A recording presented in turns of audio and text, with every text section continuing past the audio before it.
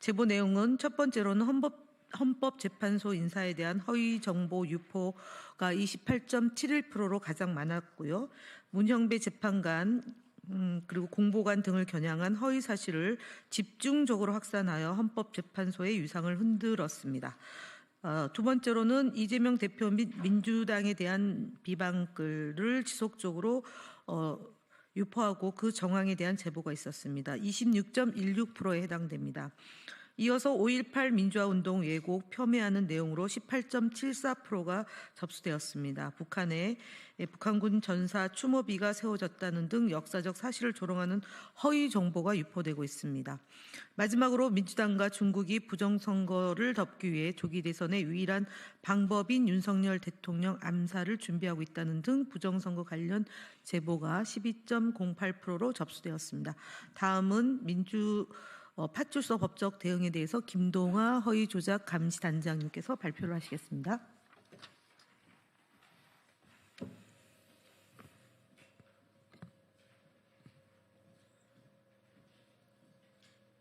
네, 허위조작 감시단장 김동화 의원입니다. 이번 주 민주파출소 법적 대응 현황입니다. 국민의힘과 극우 세력들이 허위조작 정보를 이용해 헌정 질서를 흔들고 민주주의를 퇴보시키려는 정치적 공작을 더욱 거세게 벌이고 있습니다.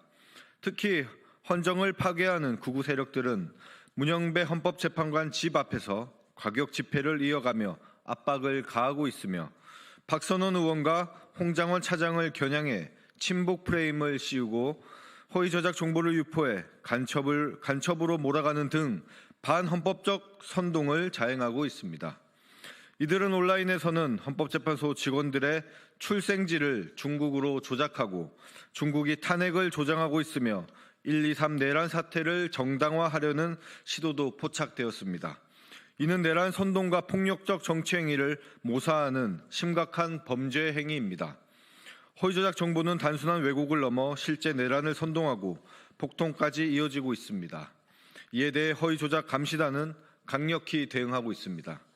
먼저 손현보 목사를 허위사실 유포 및 공직선거법 위반 혐의로 경찰에 고발했습니다.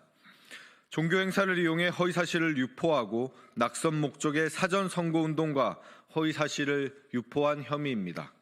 또한 신남성연대 배인규, 꽃보다 전환길의 전환길을 내란 선전 혐의로 경찰에 고발했습니다. 마지막으로 이봉규 TV의 이봉규 씨를 이재명 대표가 소년원을 다녀왔다는 허위 사실을 유포했다는 사실로 법적 조치할 예정에 있습니다.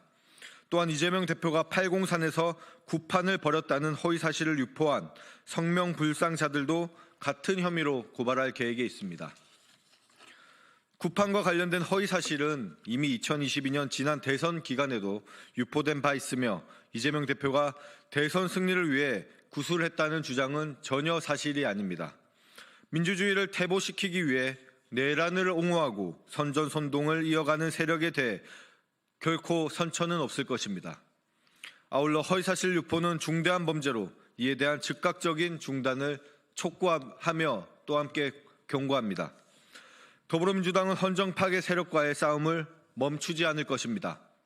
국민 여러분께서도 민주파출소를 통해 적극적인 제보를 부탁드립니다.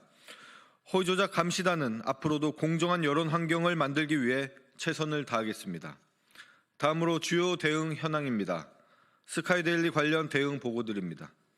선거연수원 중국인 99명 체포라는 허위 기사를 작성한 허겸 기자에 대해 고발과 관련하여 고발인 조사를 어제 마쳤습니다. 현재 허겸 기자는 출국 금지 조치가 내려진 상태이며 해당 사건이 신속히 진행될 수 있도록 촉구합니다.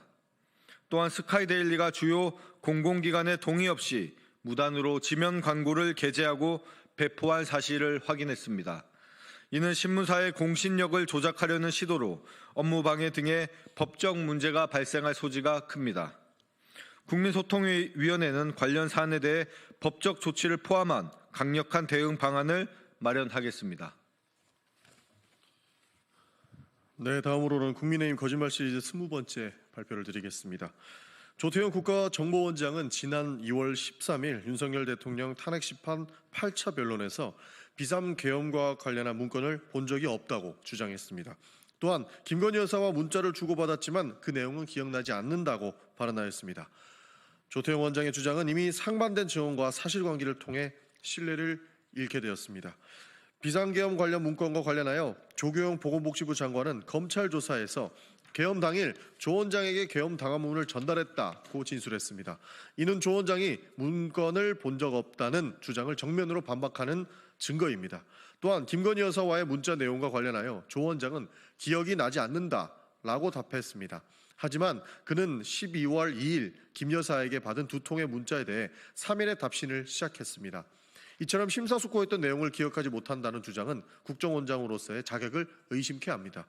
더 나아가서 국가정보기관의 수장으로서 국민을 상대로 한 명백한 거짓 해명이라고 볼 수밖에 없습니다. 국민의힘 거짓말 시리즈 21번째 발표입니다. 윤석열 대통령은 지난 2월 6일 자신의 탄핵 심판 6차 변론에서 그게 아니라 인원이라고 이야기를 했다고 하는데 저는 그냥 사람이라는 이런 표현을 놔두고 또 의원이면 의원이지 인원이라는 말을 써본 적이 없습니다. 라고 단언하였습니다. 그러나 불과 1분여 뒤 본인의 발언을 통해 스스로 이를 정면으로 뒤집는 모순을 보이며 국민들을 바보로 만들었습니다. 대통령은 1분여 만에 국회 본관을 거점으로 확보하여 불필요한 인원을 통제한다는 목적으로 들어갔다. 김현태 단장과 소통을 통해 약 15에서 20명 안 되는 인원이 들어갔다. 밖에서도 혼자가 아니라 7층 건물 안에 굉장히 많은 인원이 있었다라는 것을 알고 있다. 국회에서 우리 요원이 15명 또는 20명 안 되는 인원밖에 없었고 전부 비무장 상태라고 발언하였습니다. 본인이 사용한 적이 없다고 주장했던 인원이라는 표현을 불과 1분여 만에 4번이나 반복적으로 사용했습니다. 이는 국민을 기만하려는 의도인지 아니면 본인이 했던 말조차 기억하지 못하는 것인지 의문을 낳을 수밖에 없습니다. 국민들에게는 이러한 모순된 발언이 반복되는 현실이 답답할 뿐만 아니라 국정 운영의 책임자로서 신뢰를 잃는 심각한 문제를 야기할 수밖에 없습니다. 마무리하겠습니다. 네. 윤석열 대통령의 탄핵 심판 변론이 이제 막바지에 이르고 있습니다. 그동안 국민들은 대통령과 국정 책임자들의 반복되는 모순된 발언과 거짓 해명에 실망과 분노를 느껴야 했으며 국정을 책임지는 자들이 진실을 은폐하고 국민을 기만하는 모습을 보면서 깊은 자괴감에 빠질 수밖에 없습니다. 이제라도 더 이상 국민들에게 실망과 혼란을 안겨주지 말고 최소한의 도리로서 진실을 말해야 합니다. 권력을 가진 자들이 법과 국민의 신뢰 위에 군림하려 해서는 안 됩니다. 진실된 태도로 사실만을 밝히고 책임 있는 자세로 역사와 국민 앞에 서기를 강력히 촉구합니다. 국민들은 모든 과정을 지켜보고 계십니다. 거짓으로 위기를 모면하려는 시도는 결국 더 큰 심판을 부를 뿐입니다. 윤석열 대통령과 관련된 인사들은 더 이상 회피와 변명 없이 오직 진실된 마음으로 사실을 있는 그대로 밝히시기를 바랍니다. 감사합니다.